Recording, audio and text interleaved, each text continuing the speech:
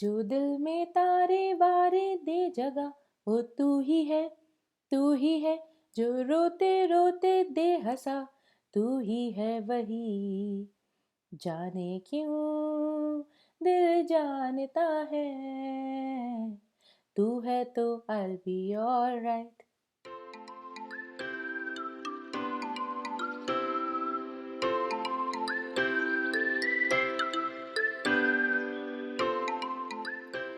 Hello, beautiful people, and welcome to the finale of Ranting and Relieving Season 2.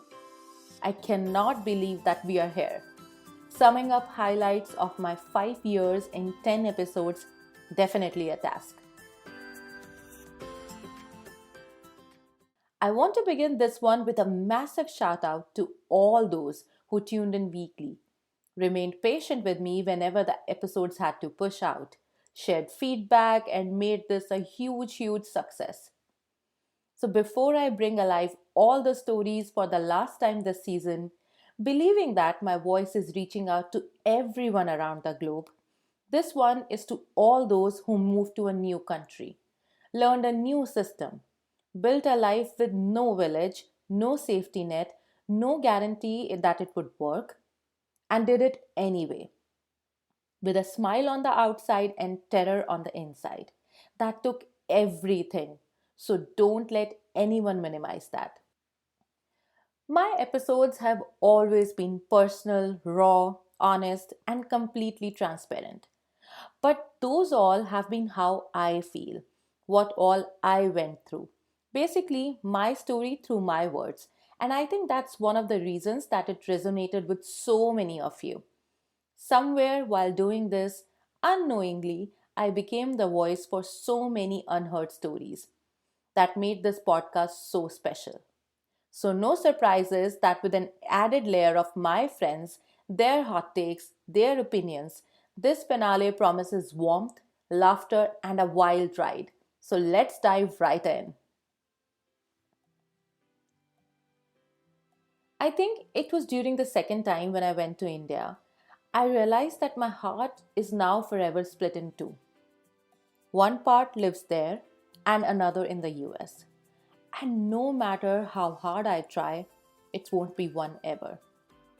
For this episode, I reached out to the second half, whom I met here, who saw me build, burn, crash, and rebuild my life in real time in the US in last 5 years.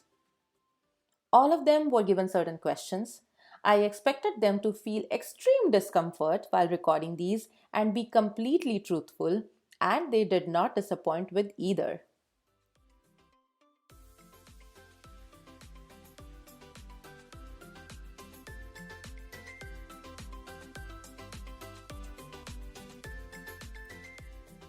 I will begin this with Hemant and Sam, my HNS, who literally gave a homeless me shelter, food, comfort, guided me on every step of the way, and made it possible for me to believe in my dreams.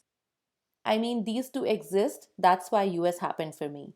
Otherwise, I would have gone home long back. My first impression when I met you in 2021 was honestly, it just felt like you are not a new person and that I've known you for a long time. From day one, when I picked you at the airport, you were talkative, sometimes funny, not always, and mature. And that part of you has not really changed. Now I think I do see the softer side in you as well. Uh, how vulnerable you can get emotionally sometimes, but your ability to cope up with that and how you go the extra mile for people who are close to you. You became my person very early on. I think during those first couple months when you stayed with us, it really felt like I needed to be formal with you. That comfort came very naturally and very early on. But honestly, over the last 12 months, that comfort and trust have grown even more. And now, from feeling like a family, you have become part of our family. I don't think you fully see how naturally people trust you and get comfortable with you. You have a way of making things feel easy, normal, and familiar. And that is rare. A lot of people are friendly, but very few feel like they genuinely care for you and don't have any alternative intentions.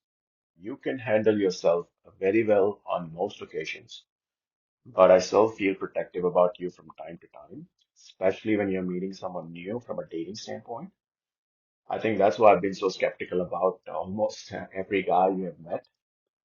And especially since your breakup last year, I think that level of, protective feeling has definitely increased.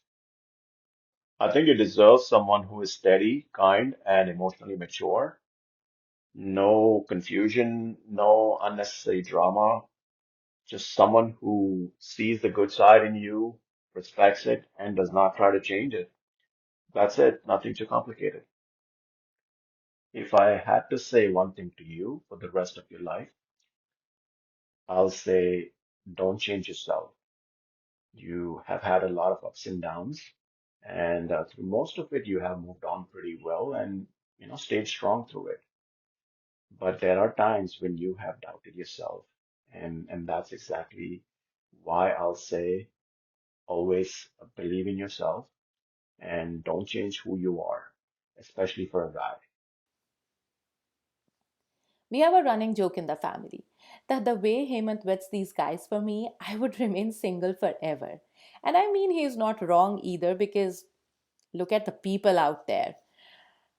Now, when it comes to Sam, she's at times the elder sister I'd never had, sometimes the younger sister I miss, and sometimes she takes care of me like the mom who lives so far now. And you will know why I say so. Hi, Sheflu. I love you. I really do. So I'm just gonna say this the way I feel it.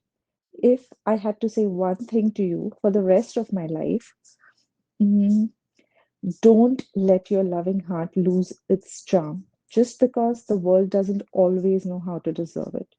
You are rare, and not everyone is meant to experience you fully. I just read something very convincing. It's in Hindi.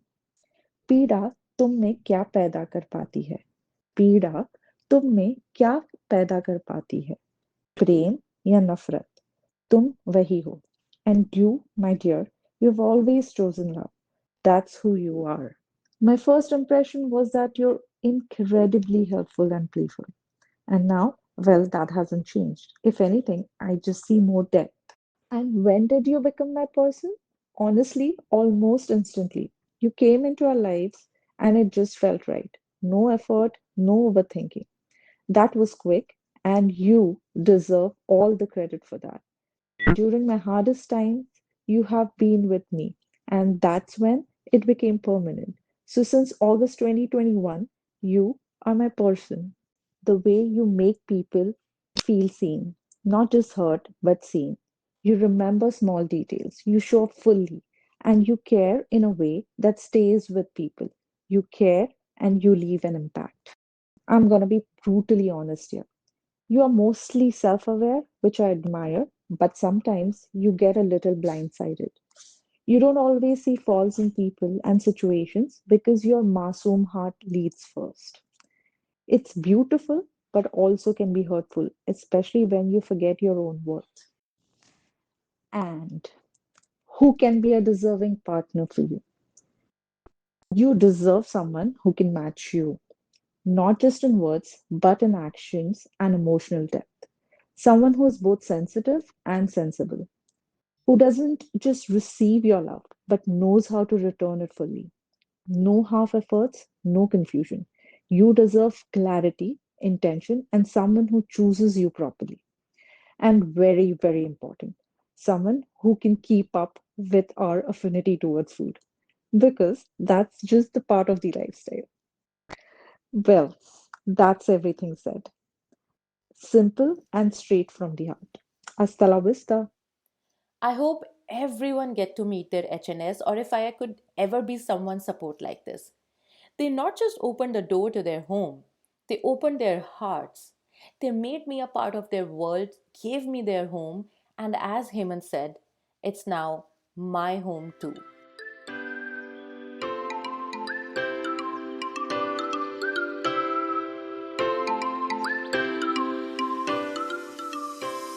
Now, to add to what Sam just said, I think it goes back to what I learned few years back at Temple and what my parents instilled in me, that no one is a bad person. There are just some moments when their judgment gets clouded, and I believe in that.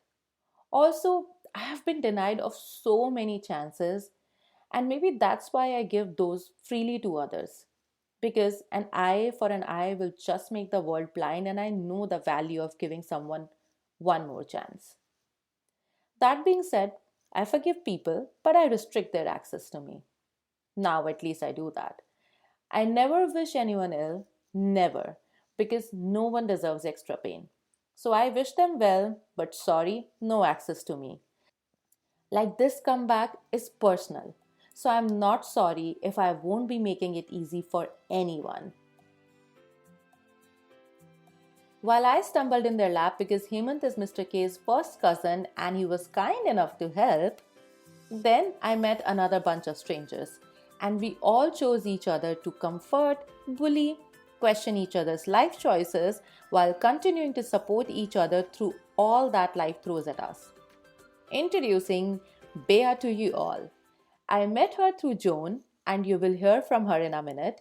But Bea, or BD as only her friends can call her, is the one that I think I was the most intimidated of when I initially started meeting my now core group. I think of her as the rock of the group. She's straightforward, no nonsense, super fun, loves blind boxes, complete softy to those who know her, and I will always remember how she herself was going through so much, but she still held me in that bar in Upper East Side, somebody's darling, hugged me, cried. I've never seen her crying. I was shocked while crying myself that, oh my god, BD is crying. What did I do to her? She goes on to tell me, why are you doing this to yourself? You don't deserve this. You don't deserve this at all. Please stop, Shafali. And now, all she could do is laugh hysterically. Listen for yourself. I'm gonna start with a nice answer because my answers get progressively worse. Um, if our friend group was a sitcom, who is Shafali and why? Um, my nice answer would be it is not a sitcom, but it's Khloe Kardashian from the Kardashians because she's really selfless. And I don't know if you'll get what this is, but I think, like you, she's also one of God's strongest soldiers. What's a habit of yours that drives me crazy? No, thank you. Next. Um, did you ever feel protective of me? And when, girl, all the time. All the time. Because it's this is connected to the next question, which is if you had to say one thing to me for the rest of my life, what would it be? I will tell you all the time, no, that's stupid. So all the time I feel protective of you because you're making stupid decisions a lot. I would say she enjoyed recording these answers so much that that's why she's laughing, but she will deny it, of course. Cut to today, this is the same girl who ate grapes with me at midnight, no matter how stupid she felt about that. I'm not even sure if she wanted to do it or if she did it to lighten up the mood. Whatever it was, I cherish her more than she knows, and she does not know, but she inspires me a lot. The next one has to be Joan because BD and Joan go together. They go way back and are best friends. Joan was the first Filipino who helped me learn the language properly, unlike Kat, who taught me the curse words to begin with. I was in a room full of Filipinos and I have just met Joan, and she was translating Tagalog word by word for me so that I can follow the conversation. Let's listen what she has to say. If you were a TV character, I changed the question. You would be SpongeBob SquarePants. Why? Because you're so energetic. You wear your heart on your sleeve. You can also be annoying, but ultimately you're a person who is so ready to help anyone. You use your emotions as your strength, and then you're such a loyal friend and just always optimistic. Not always, but most of the time. So yeah, you're SpongeBob. And also can be creative. Yeah. It's your dating habit. It really drives me crazy, you dating your dating stories. The dating in general, but I love it. It's so fun to hear them. I can never do it the way that you do. So yeah, that's probably it. I'm gonna go a bit deep here because I feel like you know yourself well and you see all the beautiful things that I see in you. But probably I feel like you could benefit a lot from therapy. So that's just what I think, that something you don't see about yourself that I can kind of see. We can talk more about this. And then I can't do that, girl, like one thing, but I'll keep repeating that you're beautiful and you're more than enough, and love you forever as a friend. Love you forever as a friend too. Now I don't know why, but I've never liked SpongeBob, but now I must look into this character and therapy. She had to move back to Manila, but I know she's always there. Joan is like that big bowl of rasam for me, always comforting. Only bullies me with Google it responses, unlike others, and has a calming effect on me. Speaking of calming effect, it's time to talk about the biggest pot stirrers in the group, Ken and Maddie. Now, there is more to both of them. Ken, the writer in the group, is one of the people who inspired me to resume writing, work on this podcast, pushes me to compile my poems, basically, not just has faith in me, but in my writing too, more than I do. Ken is like a sponge. He observes a lot, absorbs a lot, but will keep his thoughts mostly to himself. Unless it's pranking others in the middle of the night and in a different country altogether. To me, he's a genius. He's the kindest, purest, and a gentle soul who sometimes end up causing more harm to himself because he finds it hard to confront others. Let's hear what he has to say. In the sitcom How I Met Your Mother, I would say Shafali is Ted. Because Ted, no matter what kind of situation he's in, or how much he's had his heart broken, or how much he yearns for Robin, no matter what, he's still a romantic at heart and truly believes that in the end, he will find true love. And that's something very special about Shafali, where no matter what, you've heard her podcasts, you've heard her stories, but she really believes that true love does exist. And that's a very special thing to believe in. I'm not sure if you recognize this in yourself or not, but you don't outwardly say this, that you have this quality, is that you can be very, I would say, forgiving. Like, yes, yeah, your friends maybe screw up, maybe they're late for things by a few hours, maybe they cancel without too much time before the event, but maybe they do something stupid, maybe they say something that could be a bit offensive to people's culture and people's accents and shake their head when they talk.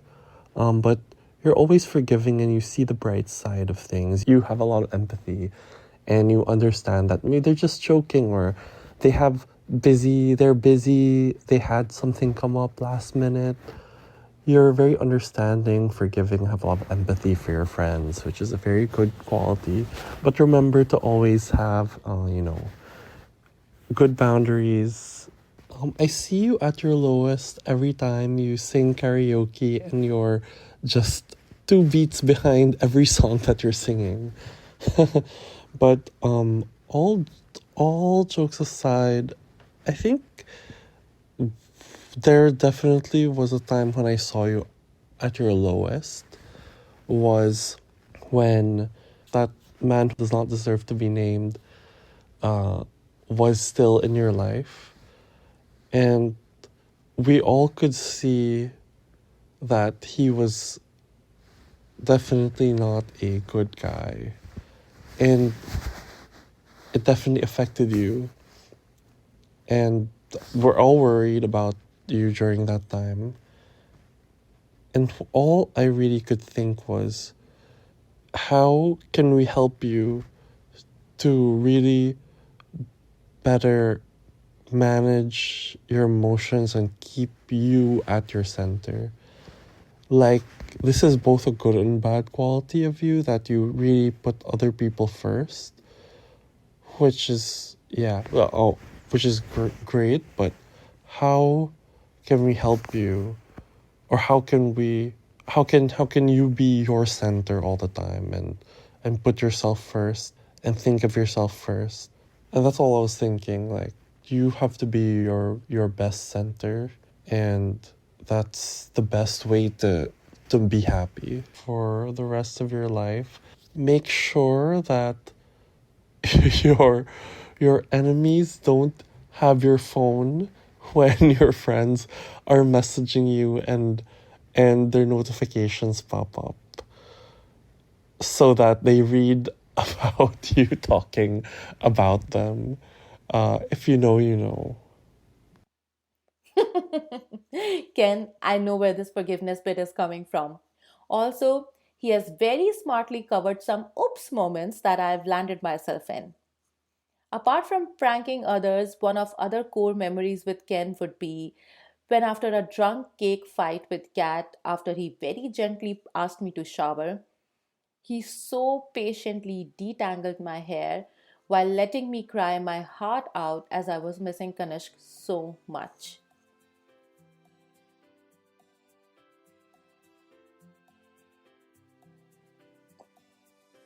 Speaking of patience, Maddie. Maddie is patient while pot stirring. Just kidding, or am I? She's kind, patient, super intelligent, has tech challenges, but creates stunning excels. She moved to Manila but still helps me with shopping decisions because every time I look at my cart, I always think, what will Maddie do before I hit checkout? She's active in her group chats at odd hours, remembering oddly specific details about conversations and people. Too nice, too polite, and makes amazing tofu sisig. I am proud to be her only close diverse friend. Well, for most of them, actually. She's the one who gave me a core memory for life. Hear it for yourself. If our group was the sitcom The Office, you would be Kelly. I think we've all seen one or two versions of your Ryan, a boy you were very much into, but we all knew wasn't the one. And you're also very talkative, just like Kelly, and you like to tell us in a very colorful way about all your little rendezvous with the boys you've dated. You're also very warm and cheery towards people that you know well, and also towards people that you are just acquainted with, just like Kelly is. And lastly, I would say you're also a big daydreamer or fantasizer, just like she is. So there are plenty of chaotic memories that we've shared together, but the first thing that comes to mind is my favorite one. Was when we were walking to the train station after several shots of tequila at karaoke, and you're hobbling around 32nd Street with a plastic bag for your vomit, and we even have a picture together where I'm posing for the camera while you're struggling to keep your head up, and I'm struggling to keep you up. I can't articulate why, but that point in time just felt so New York. And it was one of the earlier instances where I really felt that, we were really a solid friend group. albeit maybe at your expense, because we were all kind of just laughing at you while trying to help you get to the train and get home. But yeah, I would say that's my favorite chaotic memory of us, and it's definitely one of our core memories as a group in New York. I don't know if it's necessarily something that you don't know about yourself, but maybe something I see in you more than you do. And that's your level of selflessness. I've heard you say on a few occasions that you can get selfish and you shut people out, so much so that it's, I think, something that you see as one of your character flaws. But for me, I don't see that at all. In you, I see someone whose selflessness towards her loved ones really knows no bounds. And I feel like I have the authority to say that because I've experienced it myself by being your friend. If I had one thing to say to you for the rest of your life, I'd just like to remind you that you are enough as you are. You are the strongest person I've ever come across, and my world is a better place because you're in it. I'd also remind you that I'll forever be grateful that our paths crossed and that you shared your light with me.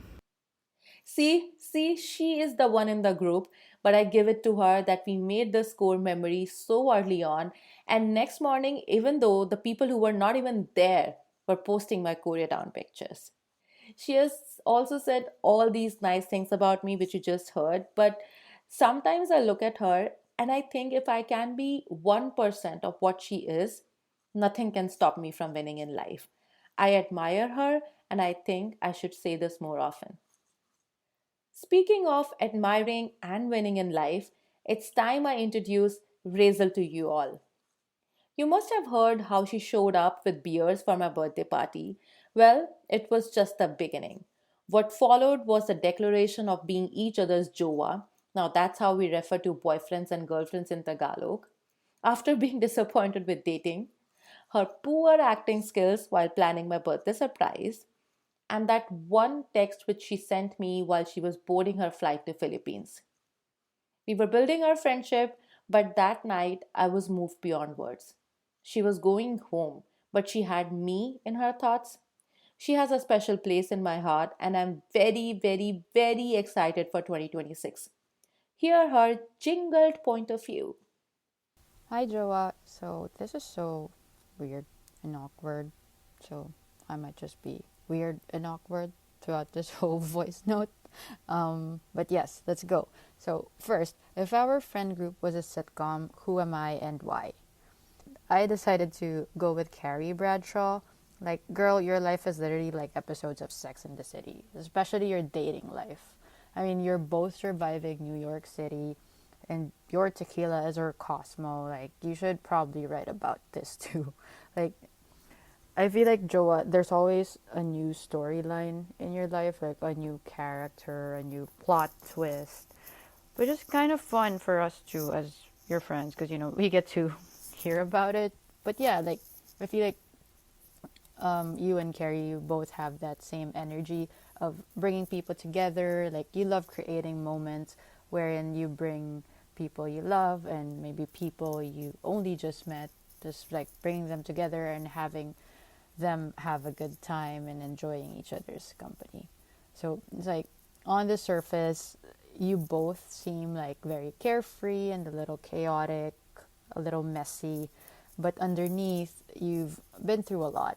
And I know that you feel things very deeply and you love very hard, which is also a very Carrie thing, I think.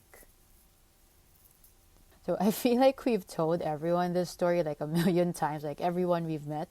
But I'm gonna say it again. We met at a school sponsored Halloween party. Right? I was Little Red Riding Hood, and I think you were a fox. Like, were you a fox? I remember I was talking to Kat, and then you suddenly came around, and the first thing you said before I even know your name was how annoyed you were that your country people went to the Halloween party without even wearing costumes. You were like, it's a Halloween party. Why are you not wearing a costume? Like, what's the point of it? So I was like, huh, this girl's a character. I like her. But now that I know you, like getting to know you, like that's only like 50% or maybe like 30% of who you are, because like the other side is also that you are so loving and so welcoming to everyone, and you love so hard, you give so much of yourself to people, sometimes too much. But that is who you are. Like you're someone with a really big heart that has enough space for everyone, and I think that's amazing.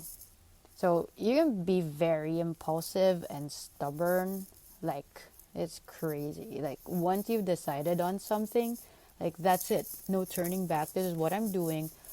I don't care what anyone says. I don't care what you all say. Like I am moving 40 miles away from all of you, and nothing you say or do can stop me.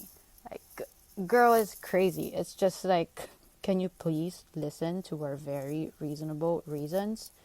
Um, yeah, but that's on the good side. That impulsiveness also makes you very open to try new things, which makes it fun for all of us. And like also like on a more serious note, like this stubbornness that you have, like I said, like when you're in. Like you love fully and stubbornly and wholeheartedly. And as your friends, we also benefit from that. Like even if we tease you a lot and pull your leg a lot, and even if I'm submitting this voice note late, I know that you still love us very much.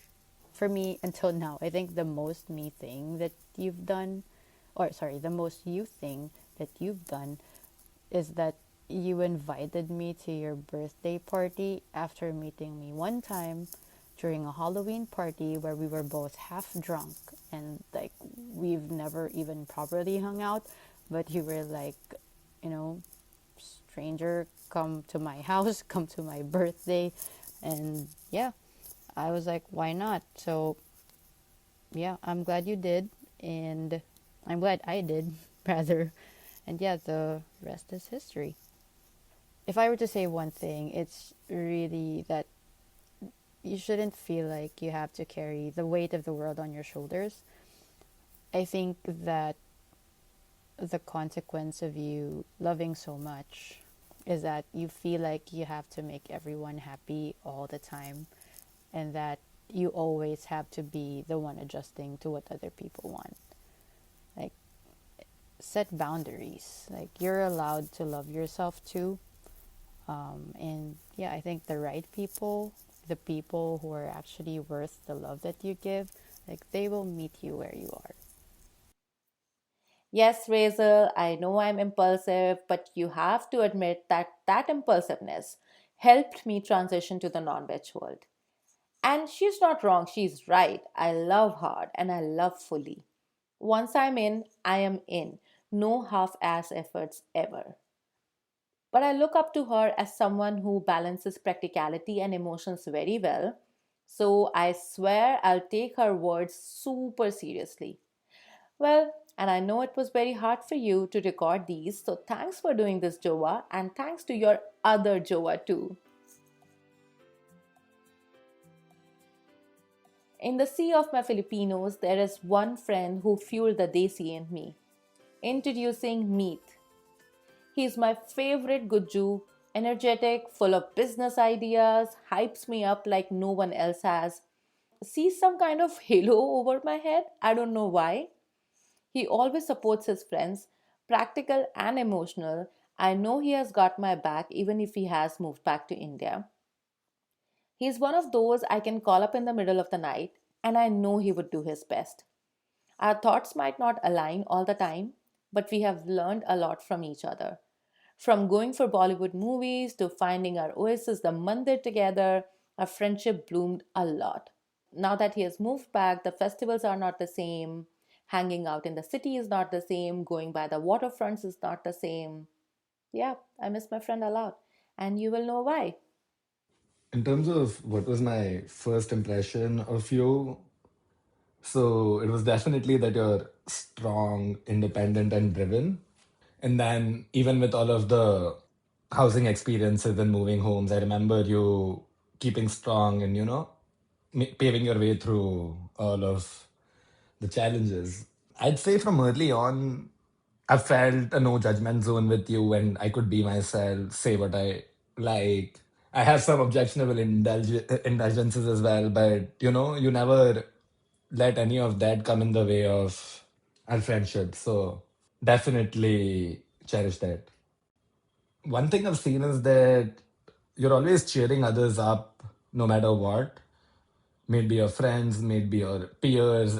I remember the Monday morning hype talks we'd have on Teams and, pump each other up for the week.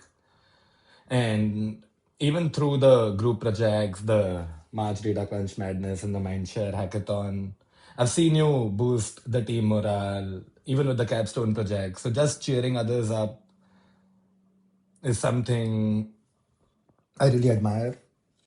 Our favorite memory of us, I'd say we had quite a few awesome memories. In fact, almost all of them were super fun and amazing. But one key thing I remember is going to the temples on Thursday, grabbing a bite after or before, exploring the city around it as well.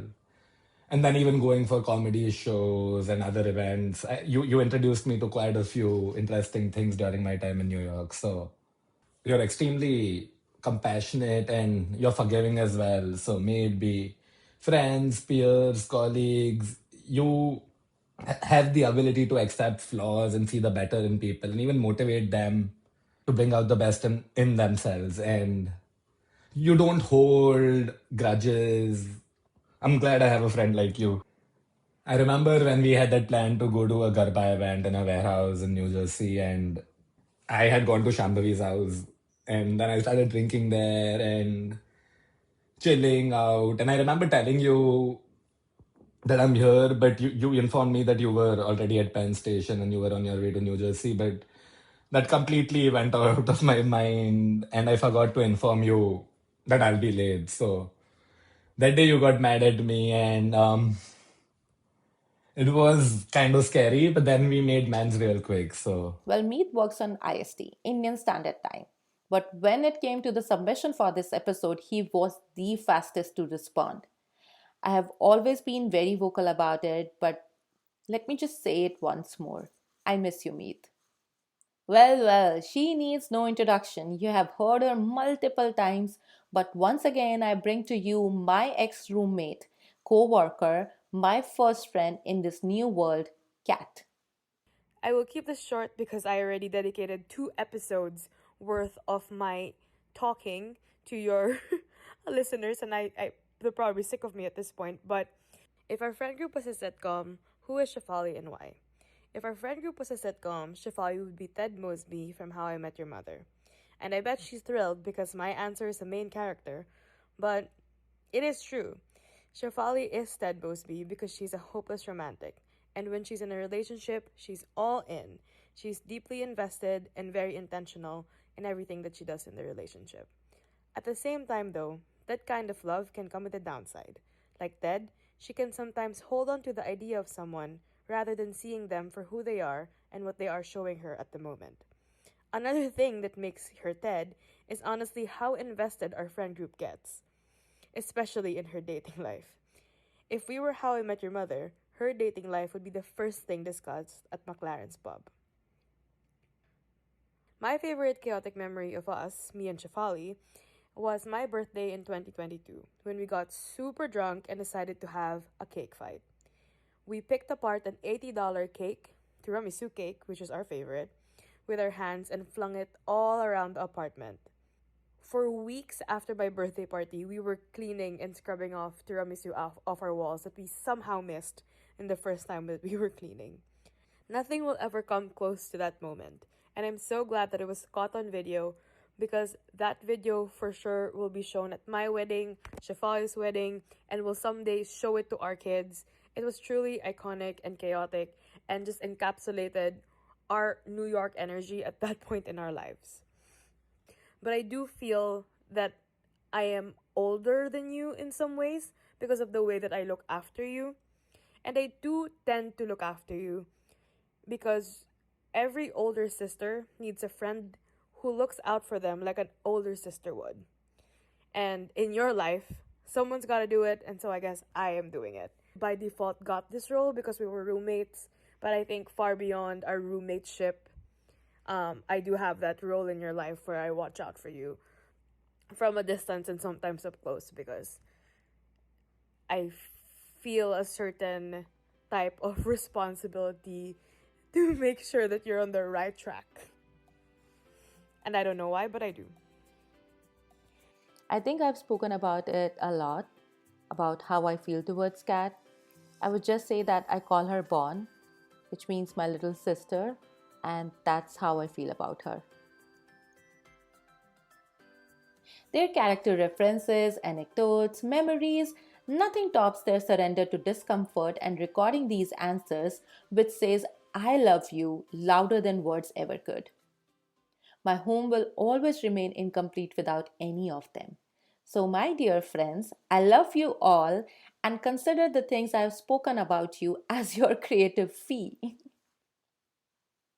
With all of them in my life, the others being in India, I am living the dream which continues to remain the same. Always be surrounded by the people I love and vice versa. And who does not want that?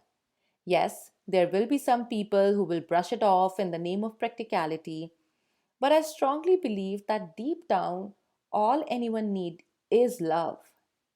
Love in any form, from your family, friends, partner, kids, pets, or even a nice smile from stranger is pure love, as it gives you warmth. So yes, I believe that love has the power to melt hearts and move mountains, at least metaphorically, if not literally. So, all of you who are listening, I urge you to look around you and find that one stream of love flowing towards you. Because I bet there is. Even my voice reaching out to you is love because I care. I care to make this world a better place for all of us. Now hold on to it and step out from all that's holding you back, that's shrinking you in a mold which does not suit you, and fly free. Gamble on yourself because there is someone near you who is rooting for you. I am rooting for you. And for others, please be that person for people around you and spread light. I urge you all to be kind, generous towards people around you. Be a reason someone smiles, and don't be the reason that people get trauma and then it takes them a lifetime to come out of it. Sometimes all anyone needs is one person who says, Go for it, and you just heard that I have got an entire village. I watched myself go from the happiest and most outgoing person to fighting every day to heal. They all saw it too. So, yeah, once again, this comeback is personal.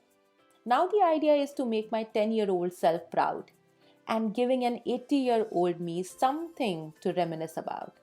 And I think if you and I achieve that in our individual lives, then we are doing okay. So that little girl inside me keeps going, and I owe her a beautiful life, and I will ensure that I make each day count. So, yeah, I have lots of plans. I have begun planning my solo trip for 2026. I try to take at least one each year in pursuit of traveling the world. I have to start working on my first book, compile my poems, planning to do a podcast or mini series on a topic close to my heart. Another podcast with Kat is in works as well. Upskill myself at work, work on my fitness, solve all those puzzles lying around the home.